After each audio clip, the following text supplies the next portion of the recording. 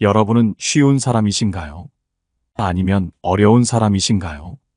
우리 주변을 살펴보면 가까이 하기 어려운 사람이 있습니다. 이런 사람들은 딱히 대단해 보이지도 않고 남들에게 막 대하는 것도 아닌데 이들에게는 왠지 모를 벽이 느껴집니다. 이들은 착한 사람인 것 같은데 보이지 않는 벽이 느껴지고 예의가 있지만 함부로 다가가기가 힘듭니다. 이런 사람들은 좋은 사람들에겐 잘하고 선 넘는 안 좋은 사람들에게는 벽을 쳐버리기에 좋은 사람들만 주변에 모이게 됩니다. 이런 사람들의 특징은 무엇일까요? 오늘은 인간관계에서 힘이 느껴지는 사람, 가까이 하기 어려운 사람들의 특징에 대해 알아보려고 합니다. 인간관계에서 반드시 도움이 될 지혜를 잘 들어봐 주시기 바랍니다. 첫 번째, 대답을 너무 빨리 하지 마라. 대답의 속도를 조절하는 것은 대화의 주도권을 갖게 해주는 정말 중요한 요소다. 특히 우리가 거리를 두고자 하거나 불편함을 느끼는 사람과의 대화에서는 대답을 서두르지 않는 것이 상대방에게 우리가 그들의 말에 쉽게 휘둘리지 않는다는 인상을 줄 수 있다. 이는 상대방으로 하여금 우리가 그들의 요구나 말에 대해 신중하게 생각하고 있다는 느낌을 줄 수 있으며 이는 대화에서 우리의 위치를 더욱 강화할 수 있다. 상대방의 말이 끝난 후 잠시 기다렸다가 대답하는 것은 상대방에게 우리가 그들의 말을 진지하게 고려하고 있다는 것을 보여줄 수 있다. 이러한 지연은 상대방으로 하여금 그들의 말에 동의하지 않거나 중요하게 생각하지 않는다는 불안한 생각을 할 수 있게 하지만 동시에 우리가 상황에 대한 통제력을 가지고 있다는 인상을 줄 수 있다. 그러나 모든 상황에 같은 방법을 적용하는 것은 바람직하지 않다. 상대방의 성격이나 상황에 따라 적절한 대응 방법을 찾는 것이 중요하다.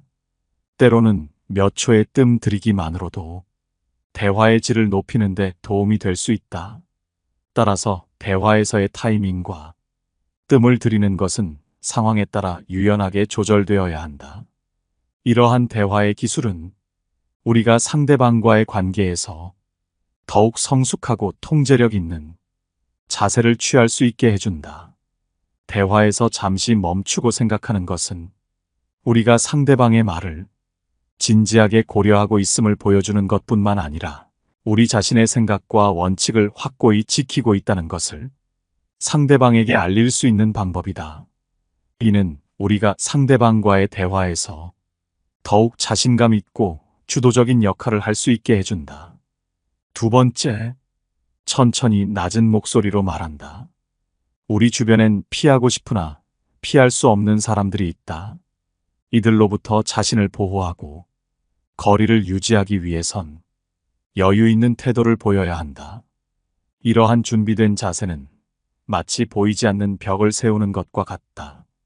사람들은 목소리를 듣고 상대방의 성격이나 상태를 판단하는 경향이 있으며 목소리는 사람의 전체 인상에 큰 영향을 미친다. 실제로 목소리가 인상의 상당 부분을 차지한다고 한다. 그렇다면 어떤 목소리가 사람들에게 여유로움과 동시에 접근하기 어려운 느낌을 줄 수 있을까? 목소리는 강력한 도구다.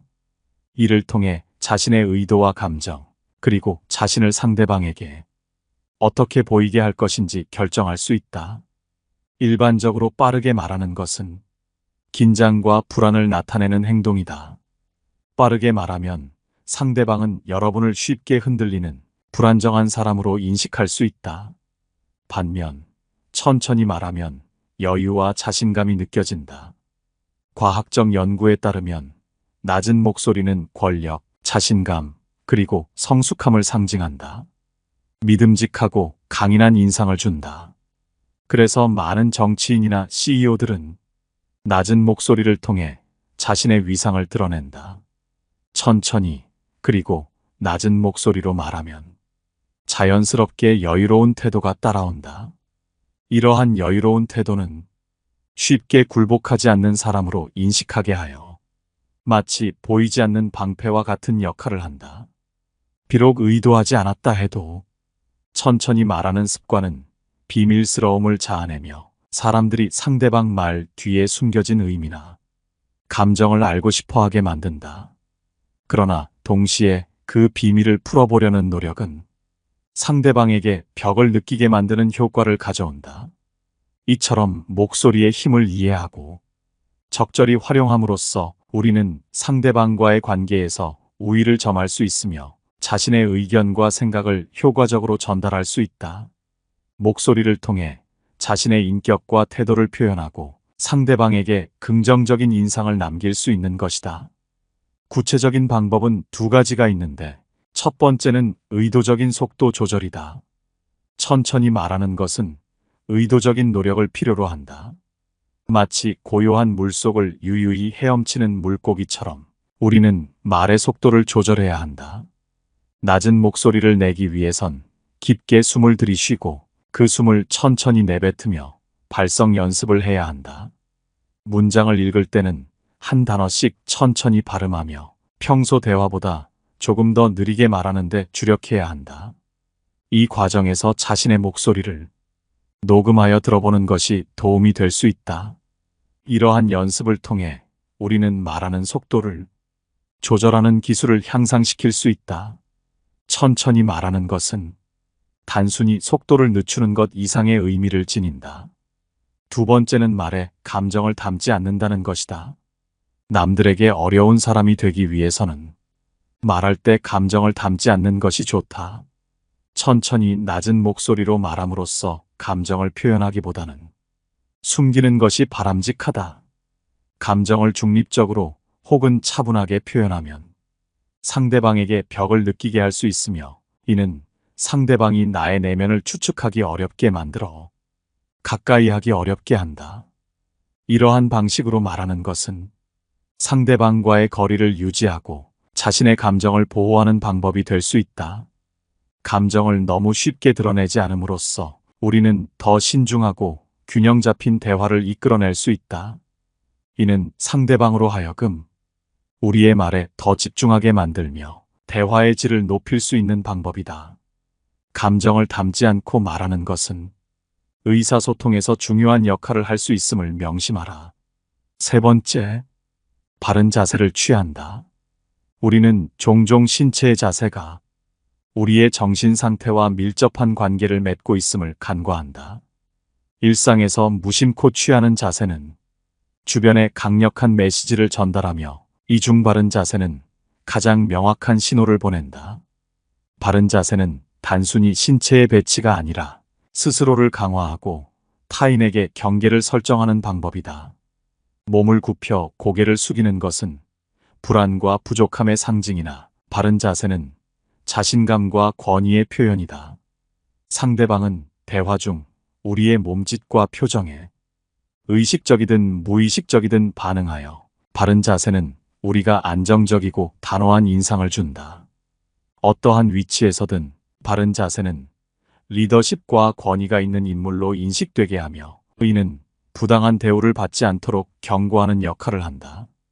더불어 바른 자세는 심리적 안정감을 제공하여 스트레스와 불안을 감소시키는 데 기여한다. 이러한 바른 자세는 또한 우리가 대인 관계에서 더 나은 인상을 남기고 상호작용을 통해 긍정적인 결과를 이끌어낼 수 있는 기반을 마련한다. 사람들은 자연스럽게 자신감 있고 권위 있는 태도를 가진 사람에게 끌리며 이는 깊은 대화나 협력을 위한 좋은 출발점이 된다. 따라서 바른 자세는 단순한 신체적 행위를 넘어서 우리의 인간관계에 있어 중요한 역할을 한다. 이는 우리가 더욱 존중받고 영향력을 행사할 수 있는 길을 열어준다. 네 번째, 태도는 처음부터 확실하게 하라. 착한 사람들은 항상 웃는 얼굴을 하고 다른 사람들에게 친절을 베풀며 자신과 의견이 맞지 않으면 양보하고 상대방의 기분을 최대한 맞춰주려고 한다. 하지만 착한 사람이면 착한 사람일수록 초면의 태도를 확실하게 정해놔야 한다. 착한 것과 만만한 것은 별개의 문제이기에 만만하지 않은 태도는 반드시 필요하다. 너무 멀리 나아가게 되면 되돌리기가 어려워지고 결국에는 되돌릴 수 없는 상황에 직면할 수 있다. 이런 이유로 사람을 만났을 때는 처음부터 명확하게 자신의 모습을 보이는 것이 좋다. 이것은 좋은 사람을 사귀는 데 도움이 되며 무례하게 행동하는 사람을 막는 데에도 효과적이다. 따라서 누군가 선을 넘으려 한다면 그 즉시 강력하게 대응하고 정당한 방식으로 반격하는 것이 필요하다. 이렇게 하면 피해자가 되는 것을 피하고 가해자의 행동을 효과적으로 막을 수 있다. 처음에는 다소 차가운 모습이 보일 수 있지만 자신의 의견과 가치에 대해 확실히 표현하면 다른 사람들은 점차 이해하게 될 것이다. 처음에는 불편할 수 있지만 시간이 지나면 서로에게 편안함이 생기고 명확한 의사 표현은 자신이 쉽게 상대방에게 굴하지 않는 사람임을 보여줄 것이다. 이때 의사 표현은 반드시 부드럽고 예의 바르게 이루어져야 한다. 이렇게 하면 자신의 의견을 표현하면서도 점잖은 태도로 상대방의 무례를 지적하며 상대방이 더 이상 무례하게 대하는 것을 방지할 수 있다. 정중하게 대했는데도 상대방의 반응이 무례하다면 그때는 자신이 무례하게 대해도 괜찮은 사람인지 아닌지를 판단할 수 있다. 앞서 언급한 것처럼 자신의 의견을 명확하게 표현하는 태도가 이러한 상황에서 매우 중요하다. 이렇게 자신의 의사를 명확하게 표현하고 상대방에게 무례하게 대하지 않도록 하는 것이 중요하다. 이것은 자신의 권리와 가치를 존중받는 것이며 만만하게 보이지 않는 기본이 된다. 다른 사람에게 어려운 사람이 될 수 있지만 장기적으로는 더 좋은 인간관계를 위한 밑거름이 된다. 5번째, 거절해야 할 때는 거절하는 사람이 되라. 우리는 살아가면서 그때 거절해야 할 상황에 대해 후회하는 경우가 종종 있다. 거절하지 못한 이유를 살펴보면 미안해서라는 이유가 가장 많다. 하지만 거절하지 않으면 나중에는 더 큰 결과를 감당해야 하는 상황에 직면하게 된다. 따라서 요구가 정당하지 않거나 내가 받아들일 수 없는 요구인데도 상대방에게 미안해서 겸손해서라는 생각이 든다면 그때는 지체하지 않고 거절해야 한다. 거절하는 것은 쉽지 않지만 실제로 상대방에게 거절해보면 놀랍게도 상대방이 그것을 당연히 받아들이고 쉽게 물러나는 경우가 많다. 실제로 부탁했을 때 거절하는 것은 자연스러운 일이며 거절 없이 당연히 들어줄 것이라고 생각하는 사람에게는 인간관계에서 크나큰 문제가 있다. 이런 사람은 생각이 없거나 아니면 남보다 우월하다고 착각하고 있는 오만한 사람일 가능성이 크다. 거절을 통해 타인에게 자신이 설정한 인간관계의 경계를 명확하게 보여줄 수 있다. 만약 누군가 자신을 무례하게 대한다는 느낌이 든다면 그 원인은 대부분 자신이 처음에 선을 제대로 그리지 못했기 때문일 것이다. 미안하다는 감정은 잠시의 것이며 그보다 더 중요한 것은 나중에 더 큰 결과를 감당하는 것을 피하는 것이다. 따라서 미안한 감정이 들 때에도 서로를 위해 거절하는 것이 반드시 필요하다. 또한 누군가 거절했을 때 그것을 담담히 받아들이는 태도도 중요하다. 거절을 받아들이는 것은 상대방의 당연한 권리이다. 우리는 타인의 권리를 존중해야만 한다. 누군가의 거절을 받아들일 수 있다면 그것은 그 사람이 타인과 자신의 가치와 권리를 존중하는 인성 좋은 사람이라는 것을 보여준다. 6번째, 다른 사람의 판단은 신경 쓰지 마라. 다른 사람이 나쁜 사람이라고 말한다 해서 내가 나쁜 사람이 되는 것은 아니다. 이 세상 모든 사람에게 착할 수는 없고 이 세상 모든 사람에게 착하려면 말 그대로 호구처럼 굴어야만 한다. 그렇기에 우리는 다른 사람들이 바라는 착한 사람이 되려고 애써서는 안 된다. 이 세상에서 착함의 기준은 개개인의 생각에 따라 달라지므로 그것을 타인이 일방적으로 정하는 것은 불가능하다. 선과 악은 각자의 상황, 경험, 가치관에 따라 충분히 달라질 수 있는 요소이며 환경적인 요인 역시 그 기준을 변화시키는 요소이다. 따라서 누군가 착하다고 생각하는 사람을 다른 사람은 그렇게 보지 않을 수 있다. 그럼에도 불구하고 대부분의 사람들은 자신에게 이익을 가져다 주거나 자신의 의견을 잘 들어주는 사람을 착한 사람이라고 규정한다. 이들은 이익이 돌아오거나 자신의 말을 잘 들어줄 때 그 사람을 착하다고 칭하며 내 편이라고 생각하며 친근하게 대한다. 하지만 그 사람이 이익을 주지 않거나 자신의 요구를 거부하면 그 사람이 변해버렸다고 말한다. 이런 비난을 받았을 때 우리는 자신에게 아무 잘못이 없음에도 불구하고 애써 변명을 시작하고 상대방의 마음을 되돌리려고 애쓴다.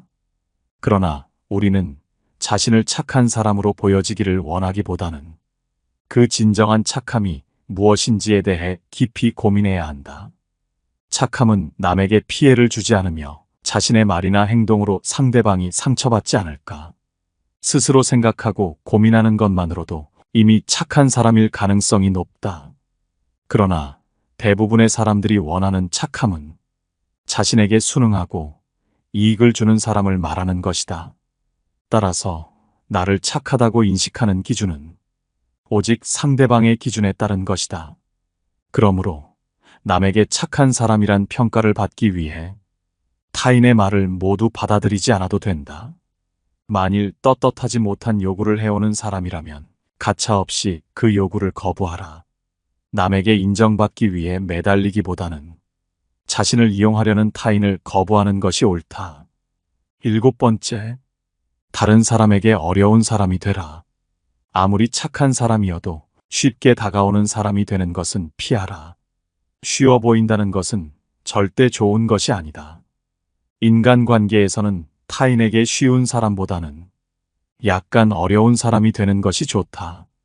친절함이 많은 친구를 만들어줄 것이라는 오해가 있지만 현실은 그렇지 않다.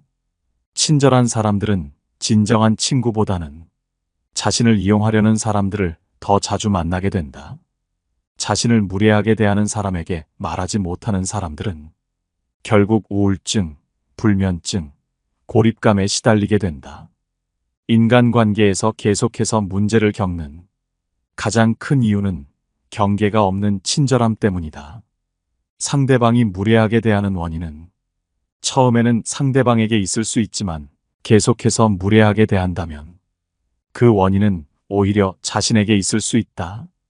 거부하는 의사를 표현하지 않거나 상대방의 마음을 얻기 위해 노력한다면 상대방은 이를 힘으로 받아들여 자신의 의지를 더욱 강력하게 표현하려고 할 것이다.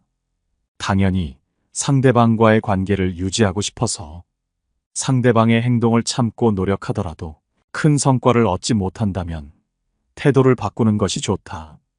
이러한 상황에서 중요한 것은 자신의 경계를 명확하게 설정하고 유지하는 것이다. 자신의 권리와 기대치를 명확하게 표현하고 이를 존중하도록 요청하는 것이 필요하다. 이는 상대방이 자신을 무례하게 대하는 것을 방지하고 더욱 건강한 관계를 유지하는 데 도움이 된다. 또한 자신의 감정과 생각을 명확하게 표현하는 것이 중요하다. 이는 상대방에게 자신의 기분과 생각을 이해할 기회를 제공하고 자신의 경계를 존중하도록 요청하는 데 도움이 된다. 마지막으로 상대방이 자신의 경계를 존중하지 않는다면 그 관계를 재평가하는 것이 필요하다. 이는 자신이 상대방의 무례한 행동에 영향을 받지 않도록 보호하는 데 도움이 된다. 이렇게 함으로써 자신은 다른 사람에게 약간 어려운 사람이 될 수 있지만 자신의 진짜 가치를 인정받고 더 좋은 인간관계를 유지할 수 있는 방법이다. 오늘은 여러분과 함께 남이 쉽게 다가오기 어려운 사람이 되는 법에 대해 알아봤습니다. 인간관계에서 쉬운 사람이 되면 결과적으로 손해를 보는 경우가 많습니다. 그렇기에 우리는 내 사람들에게는 다정하게, 선을 넘는 사람들에게는 어려운 사람이 되는 것에 조금 더 신경을 써야 할 것 같은데요. 여러분의 생각은 어떠신가요? 소중한 의견을 댓글로 남겨주시기 바라며 영상은 이것으로 마무리하겠습니다. 항상 시청해주셔서 감사드립니다. 깨달음의 광장이었습니다.